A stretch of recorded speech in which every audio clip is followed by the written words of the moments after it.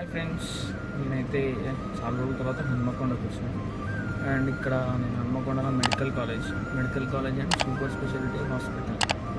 చూడండి, ఇక్కడ పాపం ఒక్కొక్కరైతే హాస్పిటల్కు అండ్ పోలీస్ స్టేషన్లో చుట్టూ అయితే తిరిగి అంటారు కదా, అది నిజమే అనిపిస్తుంది.